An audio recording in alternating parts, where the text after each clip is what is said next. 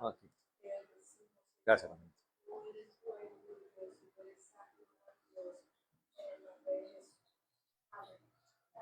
Bendito seas Dios, te damos gracias, Señor, en esta hora. Te alabamos, te glorificamos y te bendecimos, Dios. Señor, estamos alegres, jubilosos, Dios, de venir a este lugar, Señor, en este tiempo, amado Dios, para honrarte a ti, Señor, alabarte, adorarte, Señor, elevar oración y petición delante de ti, súplica, Señor, porque tu poder venga y nos inunde y nos llene, y tu gracia, Señor, tu favor, tu poder nos cubra, Señor. Lo necesitamos. Tu llenura, Señor, tu plenitud, tu intervención, Señor, en nuestra mente, en nuestro corazón, Señor, en nuestro ser, en nuestra familia, Señor, en nuestra comunidad, en la iglesia, Señor. Señor maravilloso. Y también, Señor, que esa obra poderosa que hagas en nosotros se consolide, Señor, como un foco de esperanza para la humanidad, Dios, que está perdida, que está en las tinieblas, Señor. Que la esperanza de Cristo, Señor, hoy, bendito Dios, esté allí vigente para todo el que lo requiera, Señor. En el nombre de Jesucristo. Trae tu palabra, Señor, y tu ministración a este lugar, Señor. Señor, tócanos a través del poder de tu boca, Señor, que viene de tu corazón en el nombre de Jesucristo. Y con tu amor, Señor, obra con misericordia, Señor. Obra con bondad, Dios, en el nombre de Jesús para todo el que lo necesita. Con sanidades, Dios, con prodigios, Dios maravilloso, con milagros, en el nombre de Jesús, Señor. Todo lo que es tuyo lo recibimos, lo que no lo rechazamos, y todo espíritu maligno de confusión, Señor, lo atamos y lo echamos al abismo. Todo error lo atamos y lo echamos al abismo en el nombre de Jesucristo. Para tu gloria y tu honra oramos, Señor. Amén y amén. Buenos días, mis hermanos amados. Dios les bendiga. ¿Cómo están? ¿Bien? Bueno, vamos a la palabra del Señor. Amén. ¿Quieren palabra? Bueno, vamos a la palabra del Señor. Amén. Ubíquese, hermano, busque allí. Busque allí el libro del profeta Isaías. Amén. Profeta Isaías.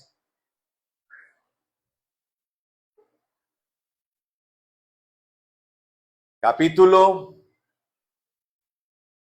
51. Vamos a ir mirando el capítulo 51 durante la predicación, pero vamos a arrancar con un versículo de ese capítulo que está en el versículo 17. Amén. Versículo 17. Cuando lo tengan me dicen amén.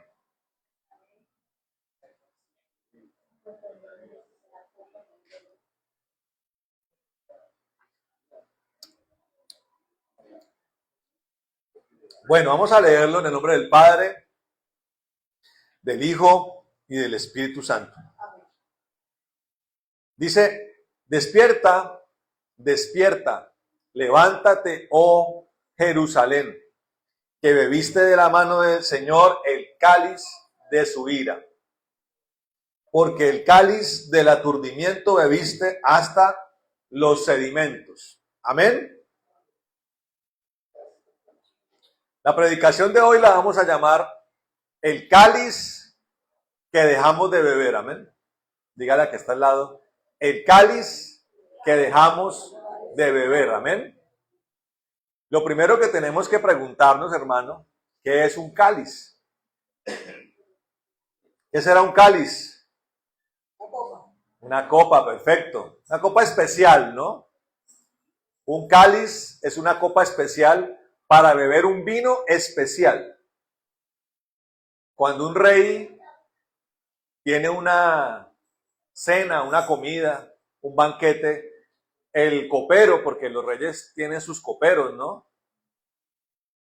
Son los que le sirven directamente al rey allí. Son los que tantean el vino, lo paladean antes del rey. Él saca la copa del rey, especial, ¿cierto? Una copa especial, el cáliz del rey. Y allí sirve un vino especial. En ese cáliz, en esa copa, no se puede servir cualquier vino.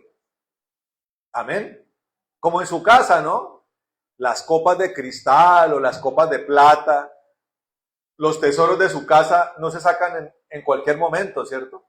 Se sacan en un momento especial, ¿no? Una cena especial, una ceremonia especial. Amén. Allí se sacan las copas especiales. Aquí la palabra está hablando de una copa que tiene un nombre, la copa de la ira, dice. Hay una copa de la ira, de la que está hablando acá, a la que le dice, de la que dice el Señor a Jerusalén, tú bebiste de esa copa, dice el Señor. La copa de la ira. Tomar de la copa de la ira, dice. Meditemos un momento en el Señor Jesucristo. Getsemaní, ¿no? Horas antes de su sacrificio, de su ejecución, de su tortura, de su interrogatorio. Él se arrodilla allí, ¿no? En un momento de angustia, un momento difícil, agobiante para el Señor. Y le dice al Padre, Padre, si fuera posible, aparta de mí esta copa, dice. Está hablando de una copa, no está hablando de un cáliz. Señor, Padre, si fuera posible, aparta de mí esta copa, dice. Pero que no se haga mi voluntad, sino la tuya. Agota instancias, ¿no? De súplica. Se arrodilla delante de su Padre y le dice, si existiera otra alternativa diferente al cáliz, quítalo de mí. Pero que no se haga mi voluntad sino la tuya, que no sea que yo renuncie al cáliz, le está diciendo el Señor. Alguna vez escuché a unos teólogos afirmar que el Señor en la tentación realmente no se vio como tentado y que realmente el Señor era incapaz humanamente de incumplir el plan de Dios. Como si fuera el Señor un robot, ¿no? No, cuando la palabra dice que Él fue tentado en su carne, en su mortalidad, en su humanidad. Pero tenía el Señor una herramienta que fue la que lo ayudó a vencer la tentación. ¿Cuál fue? La llenura del Espíritu Santo. Si hubiera sido cualquier mortal el Señor, hubiera caído en la tentación. O seguramente le hubiera dicho al sacrificio, no lo voy a hacer. No lo voy a hacer. Es curioso, ¿no? Porque hay un momento en donde, mediten esto un poquito, hermano. Hay un momento donde esa llenura del Espíritu se va de él. ¿Quién me dice qué momento es ese? En la cruz del Calvario. Cuando los pecados de la humanidad vienen sobre él, el Padre se aparta y el Espíritu se aparta de él. Pero ya no puede decir que no porque ya está clavado en la cruz. ¿Cómo hace uno para zafarse de una cruz después de estar clavado? Antes de la cruz tiene la posibilidad la persona de escabullirse, de escaparse, de renunciar a todo, pero ya en la cruz no puede. Por eso el Señor dice, cuando el Señor dice en la cruz, Padre, ¿por qué me has abandonado? Lo abandonó el Padre, lo abandonó el Espíritu Santo, pero ya estaba clavado en la cruz. Ya había vencido, hermano. Ya sus fuerzas humanas estaban acabándose, había cumplido con su labor. Pero antes de eso, tuvo que resistir estas cosas. Antes de eso pasó por su cabeza lo difícil de la copa y del cáliz que el Padre le estaba poniendo enfrente. ¿Cómo era ese cáliz? ¿Cómo era esa copa? ¿En qué consistía? Una copa donde dice la palabra, dice, es un cáliz lleno de ira. Cuando usted mira Apocalipsis, la palabra de Dios nos enseña que hay cuando el rollo se desenvuelve, se abre, los 7 sellos se rompen, aparece un primer panorama del rollo de los juicios de Dios que se llama las copas de la ira. 7 copas rebosantes, ya están llenas. Se sale por los lados. Copas de la ira, llenas de la ira de Dios. Ya toca voltearlas, dice la palabra. Ya toca derramarlas. Y si una copa está llena de ira, cuando se voltea, cuando se derrama, ¿qué vemos? Ira, destrucción, desolación. La copa de la ira del Señor, la que tuvo que tomar, tenía varios componentes, hermano. A mi modo de ver, un componente, el más doloroso de todos, era la aflicción que para el Señor iba a representar que su Padre y su camarada del Espíritu Santo lo abandonaron. Ese es un componente. El dolor que eso le causaba por primera vez iba a apartarse. Nunca había vivido eso. Sintió agobio por eso. Un segundo componente, él sabía el suplicio que venía para su cuerpo. El extremo dolor, la tortura extrema que iba a vivir. ¿Ya había experimentado el dolor él? Claro. ¿Él sabía lo que era un machucón de dedo? Sí. ¿Por qué? Porque él aprendió el arte de la carpintería, ¿cierto? Y creo yo que una persona experta en trabajar la madera, como mínimo, ¿cuántos machucones se ha pegado en la vida? Él sabe lo que era el dolor, ¿cierto? Él tuvo que ver morir a su padre putativo, a José, ¿cierto que sí? Él vio alrededor suyo la condición de mortalidad del hombre. Él conoció de frente la enfermedad, el dolor de los hombres. Entonces el segundo componente era, sabía que dentro de esa copa estaba el dolor extremo de su cuerpo. Y medite usted un poco, hermano, en cuánto dolor sufrió el Señor. Tortura, humillación psicológica, física. Heridas desde la cabeza hasta los pies, de las más graves. La crucifixión. Una infección además que lo toma él. ¿Sí? Imagínese, seguramente con fiebres de 40, 42 grados. Un dolor espantoso en todo el cuerpo. Una opresión, sensación de que se va a ahogar en la cruz. O sea, lo más espantoso lo vivió él. Y él ya, desde que se le presenta la copa, lo percibe. Además de eso, se hace en el madero, como dice la palabra, un hombre maldito. Así como maldito se volvía el cordero del sacrificio, ¿cierto? Allá en el tabernáculo. Así como se volvía maldito el chivo expiatorio, ¿se acuerda? Que había un chivito que lo llevaban y el sacerdote ponía la mano sobre el chivo y todo el pecado de Israel venía sobre él. Se hacía maldito el chivo. ¿Sí? Se hizo él una sola enfermedad. Se hizo él lo más miserable, desgraciado y pobre en la cruz. La mayor humillación del santo fue con su completa desnudez. Lo más santo quedó completamente desnudo y vulnerable. Imagínense allí, porque en las pinturas, en las películas le ponen aquí un trapo al Señor. Pero él murió completamente desnudo. Lo más santo murió en la mayor vergüenza. Esa era la copa que tuvo que tomar él.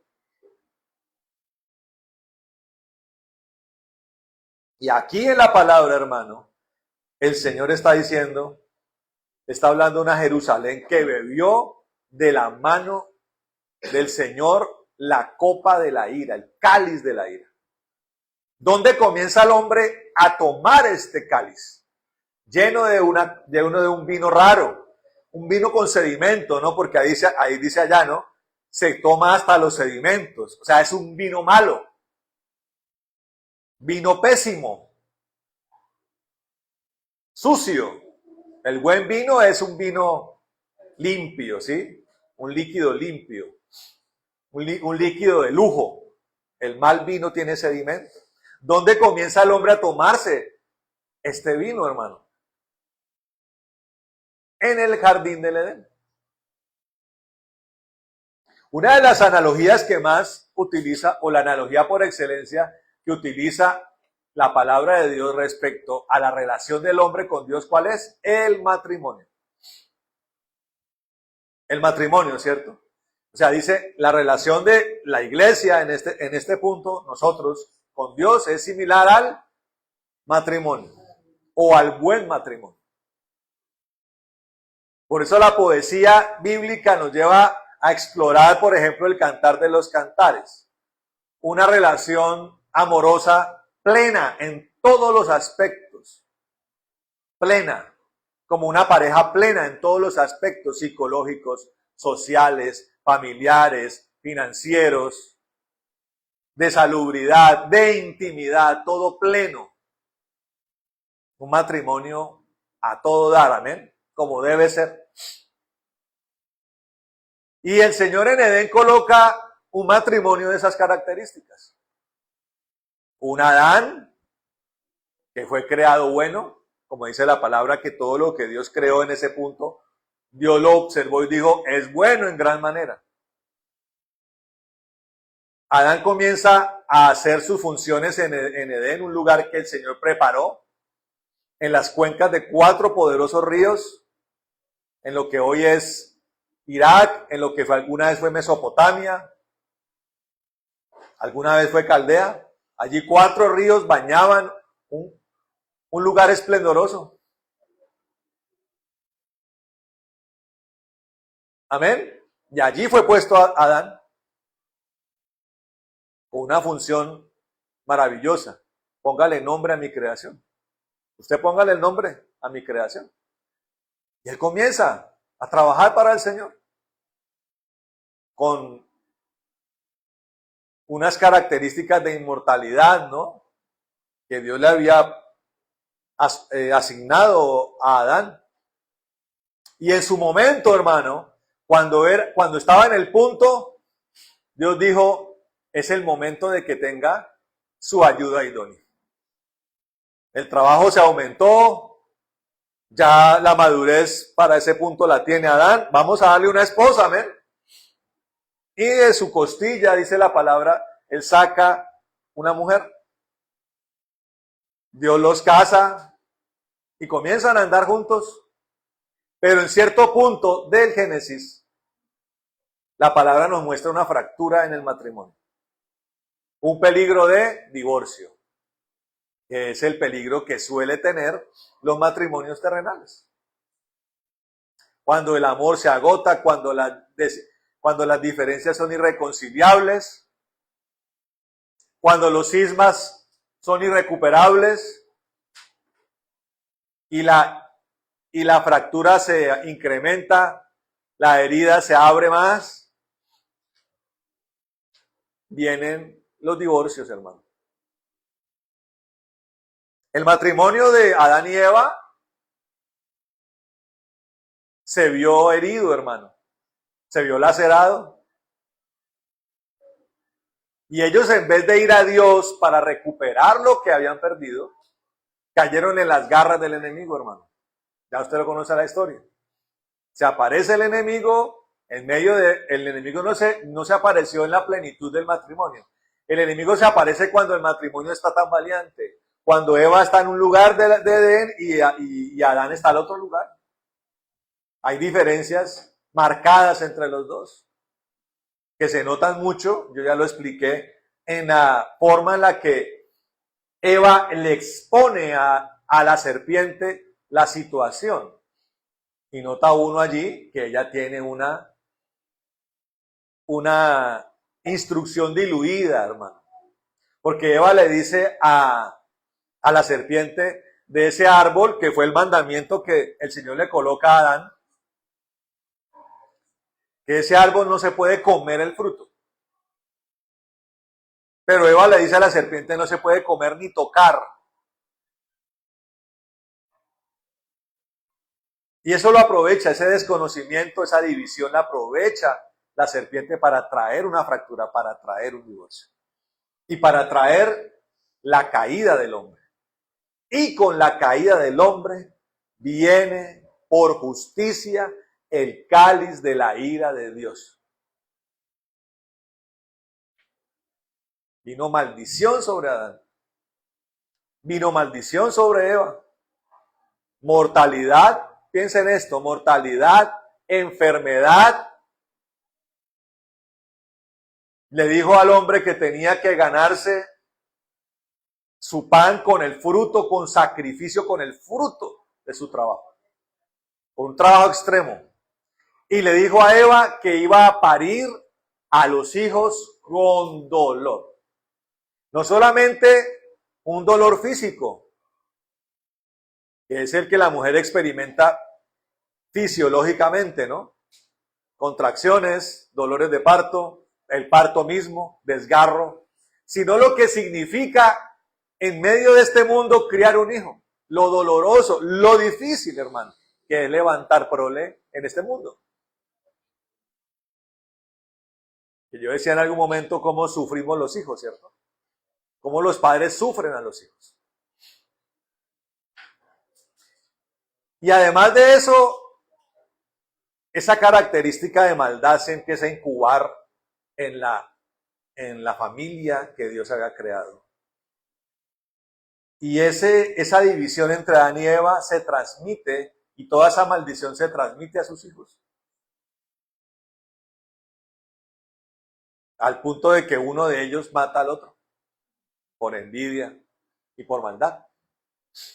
Y todas las generaciones, hermano, comienzan por justicia a tomar de ese cáliz, hermano. Y toman de ese cáliz porque el ADN del hombre espiritual queda contaminado, hermano. Y cada hombre que nace en cada generación comienza por instinto a desobedecer a Dios.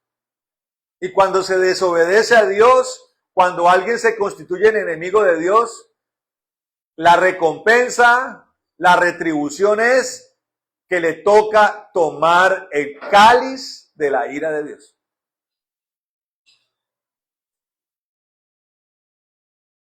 La maldición comienza a volverse el nutriente del hombre.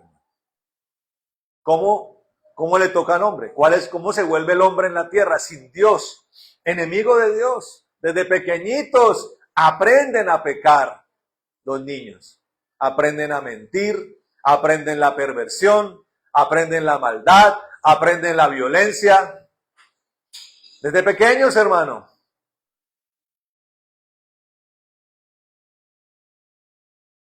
Y Dios tiene que distribuir el cáliz de su ira, de la consecuencia de ser pecador. Y eso es lo que está diciendo acá el Señor a través del profeta Isaías. Tú has bebido del cáliz del aturdimiento, dice.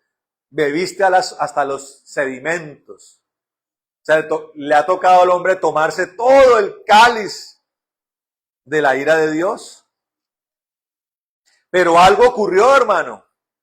Y volvemos a lo que hizo el Señor Jesucristo, ¿no? Le presentan un cáliz a Él. Él ora a Dios y dice, Señor, si fuere posible, quita esta copa de mí. Pero después dice, Señor, tiene que cumplirse tu voluntad. Ese cáliz me lo tengo que tomar. ¿Cierto que sí? Y se lo toma completico.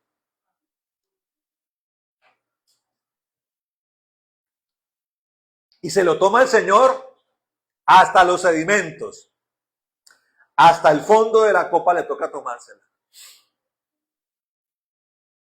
Ese trago amargo se lo toma completico el Señor. Pero lo hace por amor, hermano. ¿Saben por qué? Porque tomarse esa copa de la ira del Padre representó para nosotros la oportunidad para que nosotros dejemos de tomar de esa copa. ¿Quién le da un aplauso al Señor?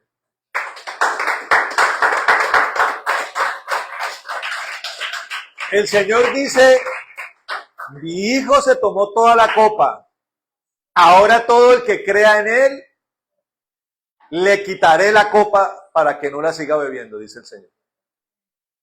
Y ahí sí miremos, arranquemos a mirar, hermano, el versículo 1 del capítulo 51, que tiene como título, ¿qué me lo cita ahí?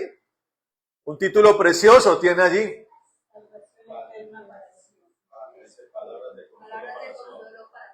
Ambos títulos preciosos.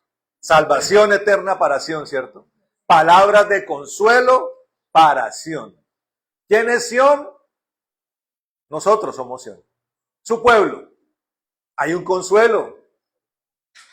Y el consuelo consiste en eso, en que Dios está diciendo, por justicia, la copa de la ira la ha tenido que beber el hombre.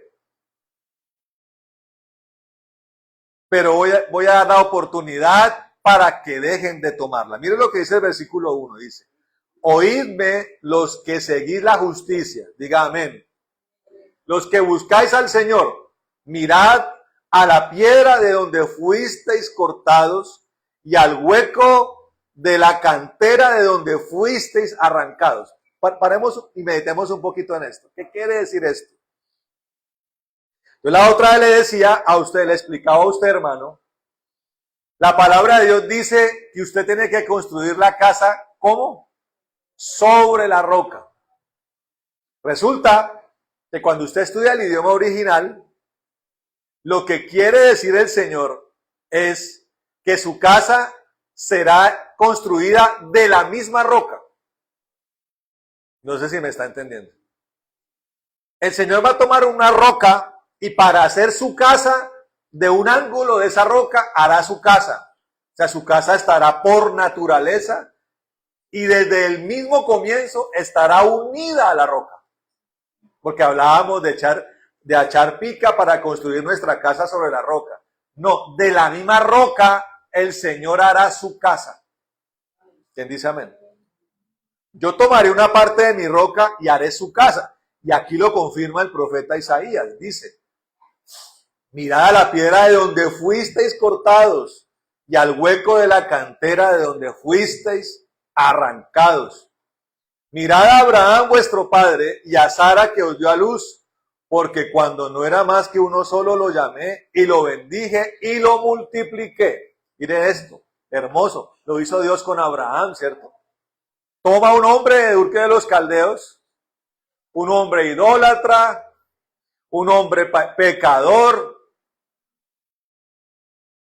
le revela a él un plan y el atributo de Abraham es creer en eso que Dios le dice. Abraham dice, yo adoré terafines, yo vivía para los negocios, para el dinero, yo vivía para la guerra, pero ahora eso que tú me has mostrado me parece agradable. Creo en eso, dice Abraham. Y el Señor automáticamente dice, por cuanto has creído, Abraham, ese cáliz amargo del que estabas bebiendo, no lo beberás jamás. Y por eso dice, y lo bendije y lo multipliqué. La palabra de Dios dice, hermano, que por un solo hombre que creyó, la humanidad fue condenada en tiempos de Noé.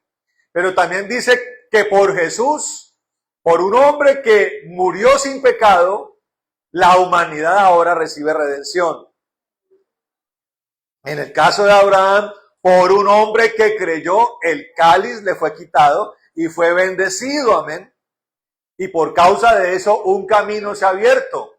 Por eso dice en el versículo 3, dice el Señor, a través del profeta, dice, ciertamente consolará el Señor a Sión, dice.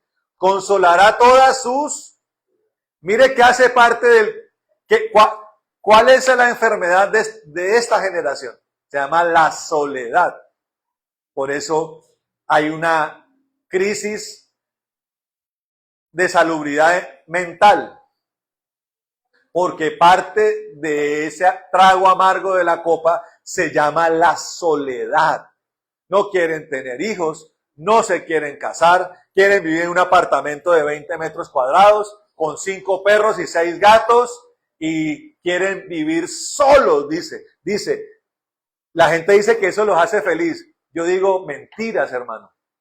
Eso es como el pecador que sabe que es pecador, pero dice que es bueno, pero sabe que es pecador. El que vive en la soledad dice que buena es la soledad, pero el único que se engaña es él mismo. El hombre no fue hecho para eso. El hombre es un ser social. El hombre fue hecho para tener familia, no con perros y gatos. Eso no es familia, son mascotas. No son más seres que están con usted porque usted los alimenta, hermano. El día que usted deje de darles el purina al perro o al gato, se van, hermano. Le aseguro que la fidelidad del perro se acaba ahí. Cuando el vecino le suelte la bolsa de purina, con él se va. Cuando el vecino le piensa dar una comida mejor al gato, con ese se va el gato, hermano. Se lo aseguro. Pero dice entonces el Señor, consolará todas sus soledades, dice, y cambiará su desierto en paraíso y su soledad en huerto de Jehová. Se convirtieron entonces, mire cómo la fractura, cómo la copa de la ira se viene a tomar desde Adán, porque mire que dice, curaré su soledad y volverán a un huerto, dice. Como dice la palabra, como en el principio. Dios quiere ajustar todo como en el principio. Y como lo enseñé alguna vez, no solamente como en el principio, sino bajo una potestad y atributo que solamente tiene Dios de hacerlo perfecto mejor. No solamente como en el principio, sino que mejor que en el principio. ¿Quién dice gloria a Dios? Entonces, la copa de la ira trajo soledad para Adán y para Eva. Los primeros seres deprimidos de la tierra fueron ellos, hermano.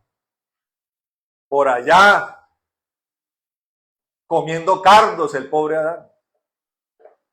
Por otro lado, Eva comiendo dolores. Tenían una familia, pero eran solitarios, hermano. Pero el Señor dice, su soledad la cambiará en huerto del Señor. Se hallará en ella alegría y gozo, alabanza y voces de canto. ¿Quién dice amén? Dice, estad atentos a mí, pueblo mío, y oídme, nación mía, porque de mí saldrá la ley y mi justicia para luz de los pueblos. Comienza a profetizar allí acerca del Mesías, del que un día va a venir a gobernar con vara de hierro, ¿ven? Con justicia, y en su reino habrá gozo, y en su reino habrá bendición, y en su reino habrá júbilo, y alegría, y bondad y benignidad en todos los niveles, amén.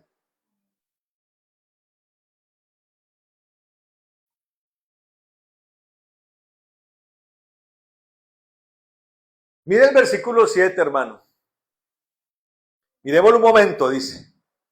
Dice, oídme los que conocéis la justicia, pueblo en cuyo corazón está mi ley. No temáis afrenta de hombre, ni desmayéis por sus ultrajes. Una de las cosas que trae la copa de la maldición se llama el miedo. Dígale a que está al lado, el miedo. El miedo, ahí dice, y en este versículo dice, el miedo a la afrenta del hombre y el miedo a los ultrajes o las consecuencias que la afrenta del hombre trae. ¿Cómo vive la gente hoy? Llena de miedo. Miedo al futuro, miedo a las deudas, miedo al fracaso, miedo al temerario, miedo al delincuente, miedo al guerrillero, miedo al paramilitar, miedo a la guerra, miedo a todo. Eso hace parte de la copa de la maldición que el hombre toma. Se llama la zozobra, hermano. Se llama el agobio, la incertidumbre. Todos los días, hermano. ¿Qué será de mí? ¿Qué será de mis hijos? ¿Qué serán de mis deudas? ¿Qué será de mi país? ¿Qué será de mi ciudad? ¿Qué voy a hacer? Vive con miedo. El Señor dice, no tema la afrenta de los hombres, no tema a los ultrajes, dice. Cuando se quita la copa de la maldición, Dios trae paz y seguridad, hermano, a su vida. Trae confianza, hermano. La palabra de Dios dice, no teman a los hombres, no teman a los demonios, dice. ¿Cómo se vence el temor a los hombres y el temor a los demonios? Pregunto. Pensemos un poquito. ¿Cómo se vence el temor a los hombres y el temor a los demonios? Ahí en esa misma frase del Señor está la solución. Usted quiere vencer, aquí ¿quién quiere vencer el temor a los hombres y al futuro y a los demonios y a las deudas y a las circunstancias? ¿Quién quiere vencerlo?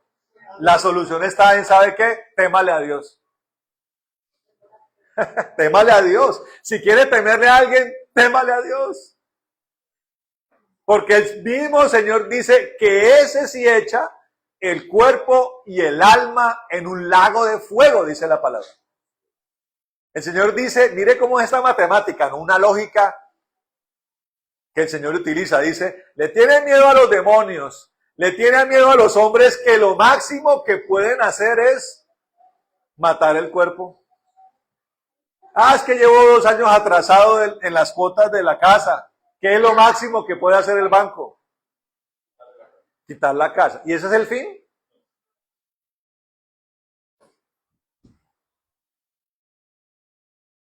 Uno como pastor ha tenido que ayudar muchas veces a la gente, ¿no?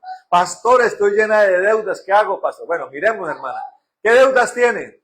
Le debo a los bancos y le debo a los agiotistas. ¿Cuánta plata tiene allí? No, tengo aquí unos cuantos centavos. Con esos centavos, salga de los agiotistas. Y dígale a los bancos que no le va a poder pagar. Porque los bancos no rompen piernas. Los bancos, pero los agiotistas sí, correcto. Por eso la palabra dice, no pida prestado, más bien sea usted el que preste, dice. El Señor lo dice para bendecirnos, no se endeude. La única deuda, hermano, que vale la pena tener es la de una hipoteca. Ojalá pudiera más bien comprar su casa con su ahorro, pero una hipoteca es mejor que un arriendo, pienso yo. Ahora, a nivel de los negocios, tienen dinámicas donde las empresas prestan para invertir. Bueno, eso tiene otras dinámicas. Pero a nivel suyo, endeúdese solamente con eso. Y respecto a todo lo demás, confórmese con lo que tiene, hermano. Que le digo una cosa, como Dios quita la copa de la maldición, como Dios también, como nos dijo hace 8 días, dice la palabra que nada me faltará. Confiemos en Dios, amén. Pero no se endeude. Le dije a esta mujer entonces, salga de los agiotistas y dígale al banco que no tiene cómo pagar. Y no le conteste el teléfono, porque usted se puede volver loco si contesta todo el teléfono. Porque los recuperadores de cartera lo van a intimidar psicológicamente. Con los años, los bancos la llamaron, le dijeron, venga, arregle por unos cuantos centavos y le queda condonada la deuda. Se libró de las deudas, ¿me entienden? Dios quita el cáliz de la ira cuando entramos en su dimensión. Él cumple lo que dice. ¿Usted cree en Jesús? Yo comienzo a retirar el cáliz. El Señor comienza a aparecerse y comienza a mirar su alacena. Puro vino de la ira, puro vino de la maldición, como el alcohólico, ¿no? Cuando el alcohólico toma el paso en su primer día de abstención, ¿qué es lo primero que hace? Entra a la cocina, ¿cierto? Dice, uy, tengo pacas de cerveza, tengo cajas de aguardiente, tengo cajas de vino, tengo botellas de champaña, tengo whisky. ¿Qué comienza a hacer? Algunos dirán, a regalarlo, pastor. No. Abre las cajas, abre las botellas y comienza, ¿cómo? A descuncharlas en el sifón del lavavajillas, del lavaplatos. Usted va viendo cómo toda esa maldición comienza a irse por la cloaca, hermano. Así comienza el Señor también a quitar las botellas del vino de la ira, hermano, de su vida. a botarlo, en la medida que usted toma decisiones para el Señor. Por eso el Señor dice, los que aman la justicia, los que la conocen, que la copa sea retirada coincide con que usted comienza a conocer la justicia de Dios. En la medida que usted va orando, incursionando en el camino de Cristo, Él lo va llenando a usted del conocimiento de su voluntad y al mismo tiempo el vino de la ira se va descunchando de su vida. Ya no hay con qué llenar ese cáliz. Amén. ¿Quién dice amén? Y el Señor además de eso promete, porque está hablando de temerle a los hombres y a los ultrajes de los hombres. Además de que ya no le teme usted a eso, el Señor, mire lo que promete en el versículo 8, dice. Además el Señor dice que en la medida que usted deje de temerle a los hombres, Él se encargará de aquellos que se levantaron contra usted. Miren lo que dice el versículo 8. Mire lo que promete el Señor de esos hombres que durante toda mi vida me persiguieron y de esas circunstancias que toda mi vida me agobiaron. Mire lo que dice el versículo 8, dice, porque como a vestidura los comerá la polilla, dice, como a lana los comerá el gusano, pero mi justicia permanecerá perpetuamente y mi salvación por los siglos de los siglos. Y dice amén.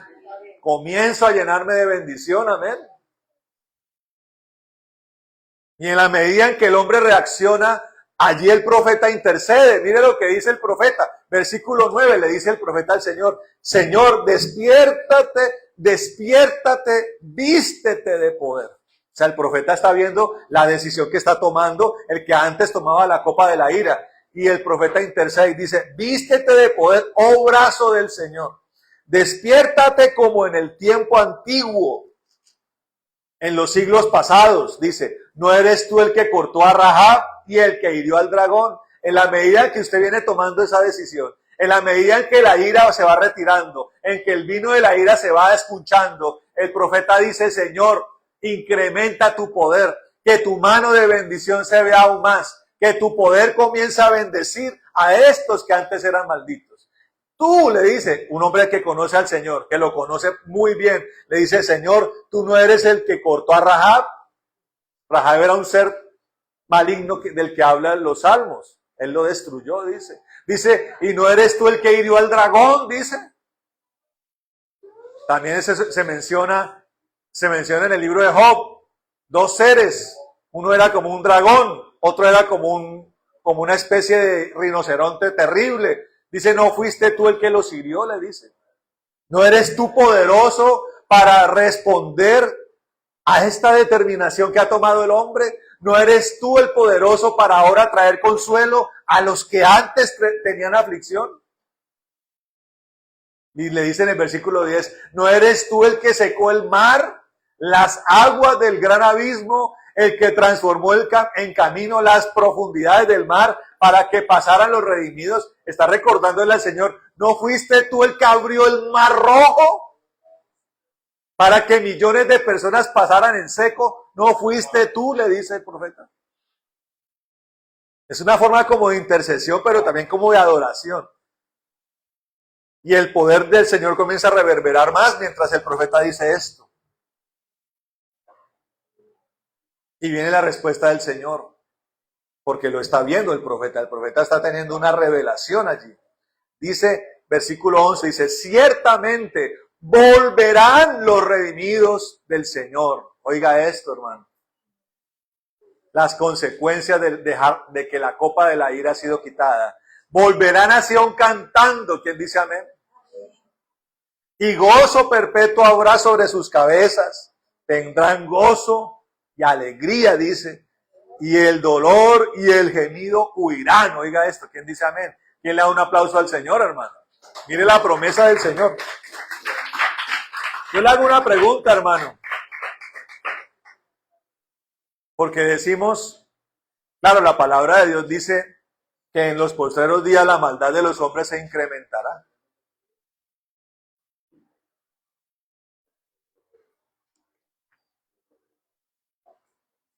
Pero le digo una cosa, la tierra y la humanidad, ¿cuánto tiempo de paz ha tenido? ¿Cuánto tiempo de paz ha vivido? Nunca. Yo le pregunto a usted hoy, ¿qué lugar de la tierra es seguro o completamente seguro? No existe, hermano. Entonces uno puede decir, bueno, pasa algo en Colombia, ¿para dónde cojo? A donde usted mire, algún problema hay. De diferentes índoles, hermano.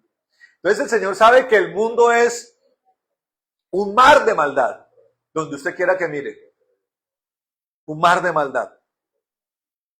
Pero en medio de todo eso, Dios le está haciendo una promesa. Y es un mar de maldad que, como es enemigo de Dios, está tomando todavía hoy del cáliz de la ira. El que es enemigo de Dios toma hoy de la maldición. Su desayuno, su almuerzo y su comida es maldición. Es impiedad. Es ira de Dios. Porque la palabra de Dios dice, Dios aborrece a los pecadores. Así lo dice. Dios ama a la humanidad, pero aborrece a los pecadores. Amén. Pero Dios nos ha quitado eso. Y Él promete que todo eso huye de nosotros. Y dice en el versículo 12, yo soy vuestro consolador, dice. ¿Quién eres tú para que tengas temor del hombre, que es mortal, y del Hijo del Hombre, que es como heno? Vuelve y dice, ¿por qué le teme al hombre? Ya no tiene por qué temer allí. Amén. Dice, y ya te has olvidado del Señor tu Hacedor, que extendió los cielos y fundó la tierra. Y todo el día temiste continuamente el furor del que aflige, cuando se disponía para destruir. Pero ¿en dónde está el furor del que aflige? Mire la promesa del Señor, dice, el preso agobiado será libertado pronto. No morirá en la mazmorra, ni le faltará su pan. Oiga esto, hermano. La palabra también dice que el Señor será nuestro alto refugio, en donde su pan eterno será provisto y donde sus aguas salutíferas nunca faltarán, dice la palabra. Se convierte como en una ciudad, ¿no? Estaba en las ciudades de refugio, ¿se acuerdan? Dios se convierte como en mi ciudad de refugio, donde el vengado ya no podrá tocarme, donde el pan no me falta, donde el agua no me falta. Y el Señor dice que ya el preso no lo será más. La palabra de Dios, dígale al preso, apertura de cárcel, dice en Isaías 61. Proclámele al preso que las cárceles se han abierto, la cárcel de la pobreza, la cárcel de la aflicción, la cárcel de la maldad, la cárcel de la perversión, la cárcel de la zozobra, la cárcel de la miseria, la cárcel de la iniquidad, la cárcel del pecado. Toda cárcel se ha abierto, todo barrote se ha caído, hermano. Y vamos a los brazos del Señor, amén. Dice, no morirá en la mazmorra. Dios está diciendo, en esa mazmorra que usted estaba, ya no morirá. Como le pasó a ¿quién? Al profeta Daniel. El propio decreto de Ciro lo condenó a un calabozo. ¿Quiénes querían verlo ahí destruido? Los enemigos acérrimos de Daniel. Se regodeaban en su crapulencia. Lo logramos, dijeron. Ahora entrará ese viejito, porque ya estaba viejito en ese momento, y los leones se lo comerán. Lo hemos logrado, dijeron. Dice la palabra que el pobre rey Ciro cayó en cuenta de lo que había hecho y que él amaba a Daniel. Dijo, ¿pero qué hice? No durmió esa noche, dice.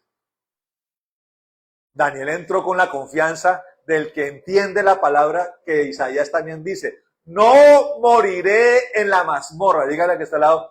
No moriré en la mazmorra. Porque también los salmos dicen que él destruirá los dientes de los leones que me acechan, dice la palabra. Ahí está en Salmos. Yo por eso oro así. Señor, destruyo los dientes de los leones que quieren venir a devorarme. En el caso de Daniel, los ángeles que vinieron a su socorro aplacaron el hambre, la furia y la ira de los leones. Quedaron como caticos indefensos. Yo creo que Daniel les acariciaba la cabecita así. Y ellos ronroneaban en ese calabozo. El pobre Ciro dijo, no, voy a mirar qué pasó con mi amigo, era su amigo. Golpeó, Daniel, ¿estás ahí? Rey, aquí estoy. Uy, Daniel, sal de ahí. Y mire cómo se despierta. Así es Dios, ¿no? Con los suyos misericordia. Yo creo que lo sacó, lo abrazó. Y mi amigo, no moriste.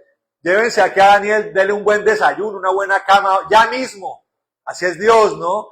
Y dijo, ahora tráiganme a esos bandidos y a sus familias, dice así. Mire como un rey poderoso, ¿no? Como también lo era Nabucodonosor. Ahora tráiganme a esos bandidos que me timaron, que me engañaron, y tráiganmelos acá con todas sus familias, y con sus criados, y con sus perros, y con sus mascotas, y me los meten en el calabozo de donde salió mi amigo Daniel. Y dice la palabra que no habían ni siquiera bajado los escalones cuando los leones se abalanzaron sobre ellos y los devoraron, dice la palabra. ¿Quién le da un aplauso al Señor? Eso es retirar, hermano, la copa de la ira de Dios. Ese es el nivel al que Dios quiere llevarnos. El mundo se puede caer a pedazos, hermano, pero estamos allí parados porque Cristo está con nosotros, hermano. No importa la edad, no importa el escenario, el lugar, Dios está con nosotros. Entre tanto nosotros estemos con Él, hermano. Dios promete estas cosas. Dice, no le faltará su pan, dice. Versículo 15 dice, porque yo el Señor que agito el mar y hago rugir sus ondas, soy tu Dios. Diga amén. Cuyo nombre es el Señor de los ejércitos, que fue el nombre que declaró David, ¿se acuerda? Usted viene aquí con grito, con lanza, espada, armadura, estatura, intimidación, vociferación, blasfemia. Viene aquí a meter miedo. Mire cómo era David, hombre entendido de Dios. Pero yo vengo en el nombre del Señor de los escuadrones de Israel. Ese día, hermano, que David ganó, toda esa avalancha de poder en la que venía, esa escalada, ese ascenso de poder con el que venían los filisteos, se acabó. Ese día, ese prospecto de imperio que iba a ser Filistea, se derrumbó. ¿Usted sabía eso? Nunca más. Siguieron peleando contra Israel, pero nunca más pudieron volver a ser imperio. No lograron serlo. Por la declaración que hizo David. David mató a Goliat, pero Dios se encargó de Filistea. ¿Quién dice amén? De los que trataron de afligir durante cuánto tiempo a Israel, hermano. Amén. Dice allí, versículo 16, y en tu boca he puesto mis palabras, y con la sombra de mi mano te cubrí, extendiendo los cielos y echando los cimientos de la tierra, diciendo hacia un pueblo mío eres tú. Y aquí es donde el Señor dice, porque aquí ya está hablando el Señor. Primero el profeta le dice al Señor, Señor, mire lo que está pasando. Esta gente está queriendo que tú le quites el cáliz de la ira. Despierta, Señor. Levántate por ellos. Mire cómo es como si fuera Cristo, ¿no? Esa es la mediación que dice el Señor. Mira, yo estoy viendo un grueso de la humanidad que va a creer en lo que tú vas a hacer, Padre. Levántate ahora por ellos y quita la copa de la ira de ellos. Eso lo replica el profeta. Recuerda con el despiértate, oh Señor, levanta tu mano poderosa, como lo leíamos versículos antes. Ahora el Señor respondiendo dice, da un voto de consuelo, de esperanza. Dice, despierta, levántate, oh Jerusalén. O sea, usted y yo, la iglesia, dice, levántate. Tú que bebiste de mi mano la copa de mi ira, porque el cáliz, y porque dice que bebiste de la mano del Señor el cáliz de su ira, porque el cáliz del aturdimiento bebiste hasta los sedimentos. De todos los hijos que dio a luz no hay quien la guíe, no quien la tome de la mano de todos los hijos que crió. Y ahí el Señor, cuando está hablando de este consuelo, expone otro ingrediente de la copa de la ira. Una humanidad sin guía, hermano. Una humanidad que durante milenios ha demostrado que no hay ningún rey que pueda llevar a la humanidad a la redención. Medite usted, piense usted en los líderes de la historia, hermano. ¿Quién ha dado la talla, hermano? Nadie. Ni Alejandro Magno, ni Ciro, ni Darío, ni Gengis Khan, ni Napoleón, ni los emperadores de Roma, ni los griegos, ni los chinos. Nadie, hermano. La copa de la ira que toma la humanidad tiene que ver cómo pasan los imperios, cómo pasan las democracias, cómo pasan los gobiernos y tenemos que ver la impunidad y la injusticia, ¿no? Usted la puede palpar. Usted la mira aquí en Neiva, injusticia, Colombia, injusticia, Venezuela, cualquier país de América, injusticia, hasta los países entre comillas más desarrollados, injusticia, impunidad, maldad. Eso hace parte. Esto hace parte de la copa que la humanidad toma, pero el Señor dice, aún eso será quitado. Versículo 19 dice, estas dos cosas te han acontecido, que hacen parte también de esa copa de ira, dice, asolamiento y quebrantamiento, hambre y espada. Oiga, ¿cómo acierta el Señor, no? Si hay algo, hermano, que ha sacudido a la humanidad, es el hambre, el esfuerzo para poder comer un pan, hermano, y la guerra. Tremendo, ¿no? Dice el Señor, ¿quién se dolerá de ti? ¿Quién te consolará? Está considerando el Señor las cosas, ¿no? Que seguramente fue algo que el Padre hizo viendo el futuro desde la eternidad, ¿no? Viendo la humanidad perdida, dijo, hablando con el Hijo, el Padre dijo, ¿quién se dolerá de la humanidad? Y miraba al Hijo, ¿no? Miraba al Señor. ¿Quién consolará a la humanidad? Hay una parte en la palabra, lo dice Jeremías, ¿no? Lo dicen los profetas. Señor, tú estás buscando alguien que te crea, que te sirva, que interceda, ¿cierto? Que clame. Heme aquí, dice, ¿no? El Padre está diciendo aquí, el Padre está diciendo, ¿quién se dolerá de la humanidad? ¿Quién la consolará? ¿Quién levantó la mano ahí cuando el Padre dijo eso? El Hijo, ¿cierto? Yo, Señor. Yo voy a mediar por ella. Dice el versículo 20, tus hijos desmayaron, estuvieron tendidos en las encrucijadas de todos los caminos, como antílope en la red, llenos de indignación del Señor, de la ira del Dios tuyo. Y aquí viene la promesa, hermano, con la que quiero cerrar esta enseñanza. Dice, oye pues ahora esto, afligida, ebria y no de vino. ¿Qué se la pasó tomando la humanidad? El cáliz de la ira, ¿no? Pura ira estuvo tomando, pura maldición. Estás ebria, pero no de vino, dice. Así dice el Señor, versículo 22. Y tu Dios, el cual aboga por su pueblo, he aquí he quitado de tu mano el cáliz del aturdimiento. Los sedimentos del cáliz de mi ira nunca más los beberás. Oigan, mire lo que dice y lo que veíamos un poco antes en el mismo capítulo, pero que aquí lo acentúa más el Señor. Mire lo que hace con los que nos trataron de pisotear, con los que nos humillaron, con los que nos destruyeron, entre hombres y demonios, ¿no? Porque la venganza viene sobre todos. Dice el versículo 23, miren esto, y lo pondré en mano de tus angustiadores. ¿Quién dice aleluya? ¿Quién dice amén? Que dijeron a tu alma, principalmente a los demonios, ¿no? Porque ¿quién afligió el alma?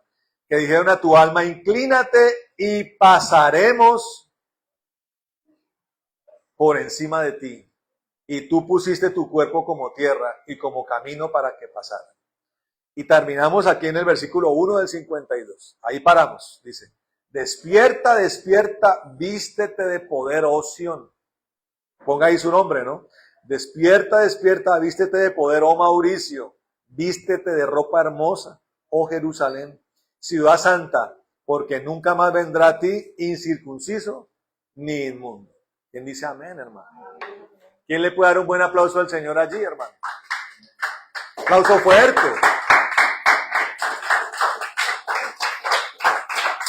Mire esta promesa que Dios está haciendo, hermano. Para usted recibir esto solamente necesita usted ser fiel al Señor. ¿Por qué se echa la gente para atrás, hermano? No medita. ¿O por qué no considera esto la gente? No medita en el beneficio. Dice el Señor, nunca más prevalecerá la maldición. Nunca más prevalecerá tu angustiador. Nunca más prevalecerá el que trató de afligir tu alma o que la afligió o el que quiso pisotearte. Nunca más. Y nunca más vendrá a ti incircunciso ni inmundo. Mira esta promesa tan tremenda. Yo quiero decirle algo y con esto termino. Porque a veces se vende un discurso de un estilo de vida cristiano como suspendido en el tiempo. Voy a decirle esto.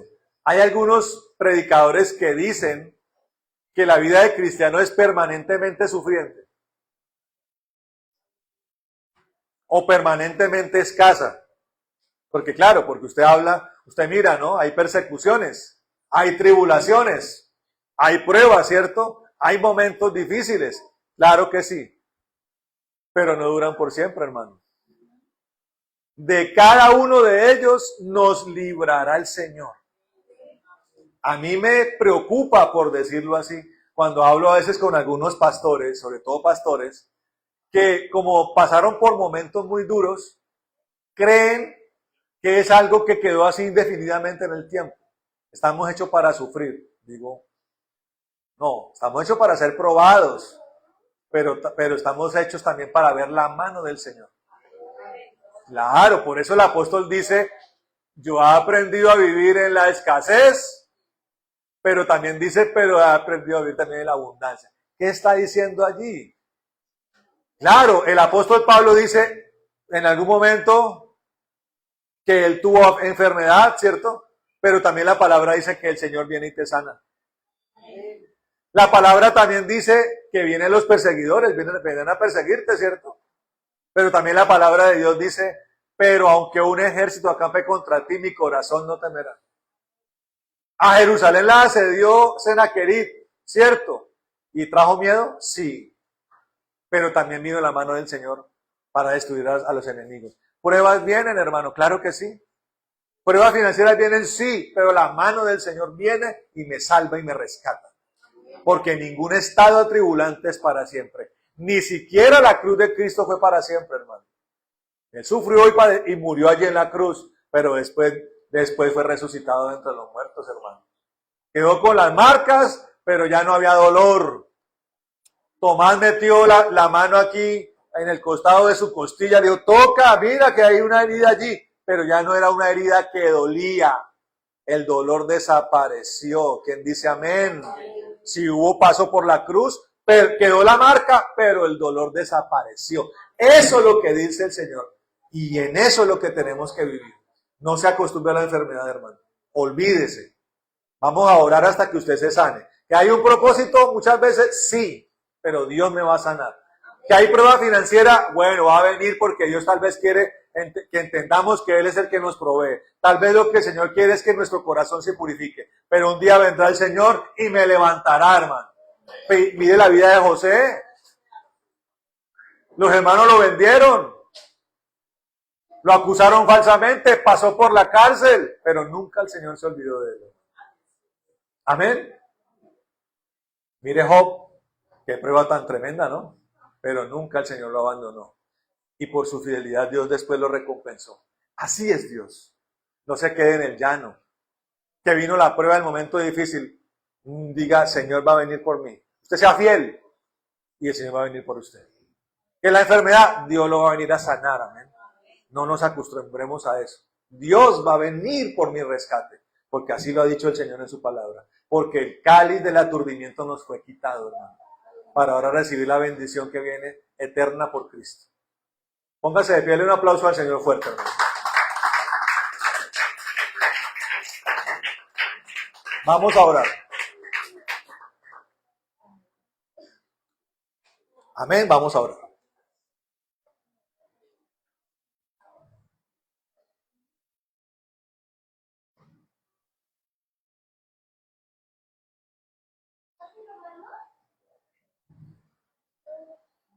Vamos a orar, hermano amado. Cierre sus ojitos, levante sus brazos. Bendito Dios de poder y de gloria. Te damos gracias por este tiempo, Señor. Por este pueblo que ha venido, Señor maravilloso. A escuchar tu palabra, Señor. Lo bendecimos en este momento, Señor. Te damos gracias por tu palabra. Yo te pido que la selles, Dios, de manera especial, para que entendamos, Señor. Y si el enemigo lo ha dicho, ha dicho mentiras. Tú no estás para destruirnos. Tú no estás para maldecirnos ni para aplastarnos. Por eso en el nombre de Jesús, todo espíritu de culpa, todo espíritu de aturdimiento, de condenación que el enemigo ha lanzado en contra de nuestras vidas, lo atamos en esta hora en el nombre de Jesús y lo echamos al abismo. Toda palabra que dice que estás para estar enfermo, para ser pobre, para fracasar, para frustrarse, que estás hecho para la amargura, para el padecimiento, para el agobio, lo deshacemos en el nombre de Jesús, porque escrito está que quitado el cáliz del aturdimiento, vendrá el gozo, el júbilo, la alegría, el reposo, el descanso eterno, Señor. El descanso eterno no es una tumba, Señor, como falsamente la gente dice, va a descansar eternamente, como si se quedara la persona en una tumba o en un limbo. No, Señor, el descanso eterno es entender lo que tú has hecho por nosotros, donde dices que ya los que habían angustiado nuestra alma ya no lo harán más. A aquellos a los que habíamos prestado nuestra espalda sobre tierra para que pasara por nosotros, ya no lo harán más. Y que de esos angustiadores, Señor, tú te encargarás. Y tu palabra dice que a los malvados que insisten en su obstinación, les será devuelto el baldón, dice la palabra.